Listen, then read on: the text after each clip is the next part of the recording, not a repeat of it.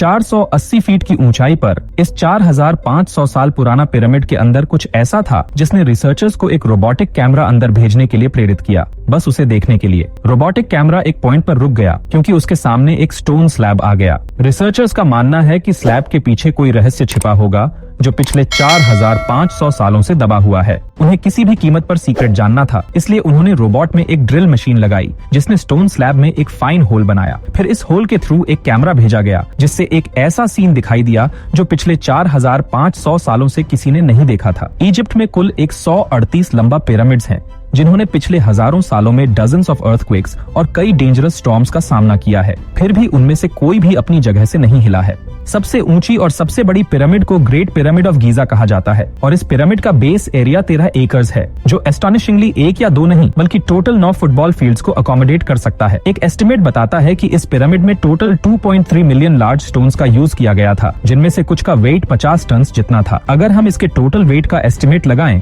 तो इस पिरामिड का वेट 6 मिलियन टन है, जो 12 बर्ज खलीफास के वेट के बराबर है। लेकिन इतने ऊंचे और मैग्निफिसेंट पिरामिड्स बनाने का अल्टीमेट पर्पस क्या था? हजारों साल पहले जब ह्यूमंस के पास कोई टूल्स नहीं थे, तब इन पिरामिड्स की वॉल्स को इंच बाय इंच कैसे लेवल किया गया था? बिना क्रेन्स के 50 टन के स्टोन्स को स्क्वायर शेप्स में कैसे काटा गया और 480 फीट की ऊंचाई तक कैसे उठाया गया? और इन पिरामिड्स को बनाने में कौन से इंजीनियर्स शामिल थे जिन्होंने इंश्योर किया कि सभी साइड्स एग्जैक्टली 51.5 डिग्रीज पर सेट हों? ये सब आप आज के वीडियो में जानेंगे, तो चलिए चैलेंज नंबर 1 से स्टार्ट करते हैं। कई सदियों से वेरियस रिसर्च टीम्स इस पिरामिड की कंस्ट्रक्शन टेक्निक को फिगर आउट करने की कोशिश कर रही हैं। स्पेसिफिकली कैसे हर साइड को नॉर्थ, साउथ, ईस्ट और वेस्ट के साथ एग्जैक्टली अलाइन किया गया था बिना कंपासेस के। कई एक्सपर्ट्स का मानना है कि उस टाइम के आर्किटेक्ट्स ने सबसे पहले ऐसी लैंड ढूंढी जो millions of tons of stone के वेट को सपोर्ट कर सके। उसके बाद उन्होंने पोलर स्टार्स का यूज करके पिरामिड के हर साइड को मार्क किया। ये वो स्टार्स हैं जो अर्थ के पोल्स को डिटरमिन करने में हेल्प करते हैं। कोई कंपासेस या ऑप्टिकल इंस्ट्रूमेंट्स यूज नहीं किए गए थे।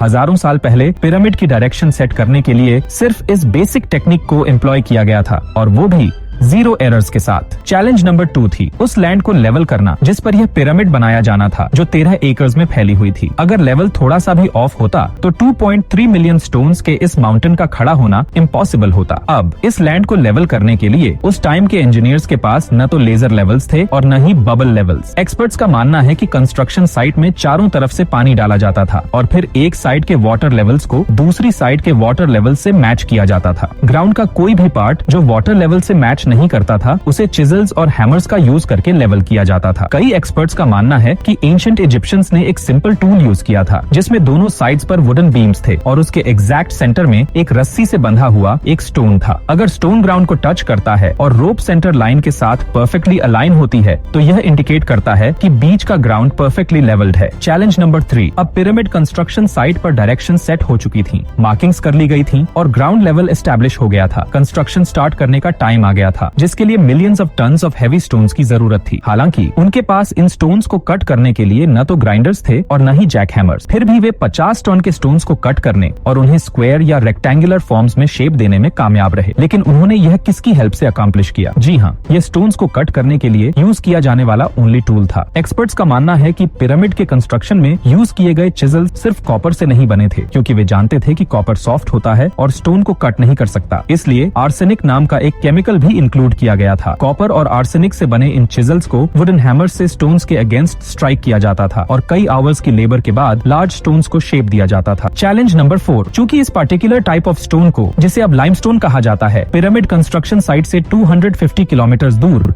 तुरा में क्वारी किया जा रहा था, इसलिए स्टोन्स को गीजा तक ट्रांसपोर्ट करना एक प्रॉब्लम था। हर स्टोन का वेट 50 टन था, जो 50,000 किलोग्राम के बराबर है, रफली 3 पैसेंजर बसेस के वेट जितना। और टोटल 2,300,000 स्टोन्स का यूज सिर्फ एक पिरामिड में होना था। इतने मैसिव वेट को ट्रांसपोर्ट करना उस एरा के किसी भी एनिमल से पॉसिबल नहीं था और ना ही उनके पास ट्रक्स अवेलेबल थे। इवन अगर आज के मॉडर्न एज में भी यह टास्क करना होता तो ट्रांसपोर्टेशन कंपनीज को सिग्निफिकेंट चैलेंज फेस करना पड़ता। यह अमेजिंग वर्क उस एरा में वर्कर्स और बोट्स की हेल्प से किया गया था। जी हाँ, तुरा और गीजा के बीच की रिवर का यूज किया गया था और लार्ज स्टोन्स को बिग बोट्स में लोड करके पिरामिड साइट तक ट्रांसपोर्ट किया गया था। एक्सपर्ट्स बिलीव करते हैं कि यह टास्क इजी नहीं था। ऐसे लार्ज स्टोन्स को शिप्स पर लोड और अनलोड करने करने के लिए एटलीस्ट 500 वर्कर्स की आर्मी की जरूरत एक ही टाइम पर होती होगी। चैलेंज नंबर 5, पिरामिड के कंस्ट्रक्शन पर रिसर्च करने वाली एक्सपर्ट टीम्स ने अपने बहुत से क्वेश्चंस के आंसर्स फाइंड कर लिए थे, लेकिन एक चीज उन्हें हमेशा ट्रबल करती थी। लाइमस्टोन को कट किया गया, ट्रांसपोर्ट किया गया और कंस्ट्रक्शन के दौरान एक के ऊपर एक स्टैक करना शुरू कर दिया गया। इश्यू यह था कि स्टोन्स को इतनी हाइट तक कैसे रेज किया गया। कई एक्सपर्ट्स बिलीव करते हैं कि यह पिरामिड के कंस्ट्रक्शन से पहले ही प्लान कर लिया गया था। हो सकता है कि उन्हें स्पाइरल ट्रैक या जिगजैग मेथड यूज करके लिफ्ट किया गया हो। हाउएवर, यह सर्टेन है कि 50,000 किलोग्राम वाले स्टोन्स को वर्कर्स की एक आर्मी की हेल्प से पुल अप किया गया था। चैलेंज नंबर 6, टास्क सिर्फ मिलियंस ऑफ वर्कर्स का लाइमस्टोन को चिजल और हैमर करके और इतने लार्ज स्टोन्स को ट्रांसपोर्ट करने तक ही लिमिटेड नहीं था। पिरामिड के अंडर कंपार्टमेंट्स में जाने के लिए पाथवेज और सेवरल स्मॉल पैसेजेस भी कंस्ट्रक्ट किए गए थे। बाकी सब तो ठीक था, लेकिन एक चीज ने एक्सपर्ट्स को सरप्राइज कर दिया और वो यह था कि इनर कंपार्टमेंट्स में यूज होने वाला स्टोन लाइमस्टोन नहीं बल्कि ग्रेनाइट था। जी हाँ, ग्रेनाइट एक ऐसा स्टोन है जिसे डायमंड के बाद वर्ल्ड का हार्डेस्ट स्टोन माना जाता है। आज के मॉडर्न एरा में भी ग्रेनाइट को लार्ज ग्राइंडर्स की हेल्प के बिना कट नहीं किया जा सकता है। वर्ल्ड भर के सेवरल आर्कियोलॉजिकल एक्सपर्ट्स ने पिरामिड को विजिट किया, लेकिन उनमें से किसी को भी इस बात का कोई क्लू नहीं मिला कि 4500 वर्ष पहले इजिप्शियंस ने ग्रेनाइट जैसे सॉलिड स्टोन्स को इतने प्रिसाइसली कैसे कट किया। फाइनली कई इयर्स के बाद एक्सपर्ट्स ने इस मिस्ट्री को सॉल्व कर लिया है। इजिप्शियंस ने ग्रेनाइट को इतने प्रिसाइसली एक सॉ से कट किया था जिसमें कोई टीथ नहीं थे। जी हाँ, इस टूथलेस सॉ को ग्रेनाइट पर बोथ साइड्स पर वेट अप्लाई करके ऑपरेट किया जाता था और मिडल में ग्रेवल रखा जाता था। एक्सपर्ट्स बिलीव करते हैं कि इस मेथड से इतने लार्ज स्टोन्स को कट करने में लगभग 4 मंथ्स लगते थे। पिरामिड्स को बनाने का अल्टीमेट पर्पस क्या था? इन पिरामिड्स पर एक ही टाइम पर कितने लेबरर्स काम करते थे और पिरामिड के स्टोन स्लैब के अंदर क्या सीन देखा गया जब एक रोबोटिक कैमरा ने उसमें ड्रिल किया, एक ऐसा सीन जिसे पिछले 4500 वर्ष से किसी ने नहीं देखा था। ये सब और बहुत कुछ आप इस वीडियो के पार्ट 2 में जानेंगे। आपके लविंग कमेंट्स और लाइक्स के लिए बहुत बहुत धन्यवाद। नेक्स्ट अमेजिंग पार्ट में आपसे फिर मुलाकात होगी।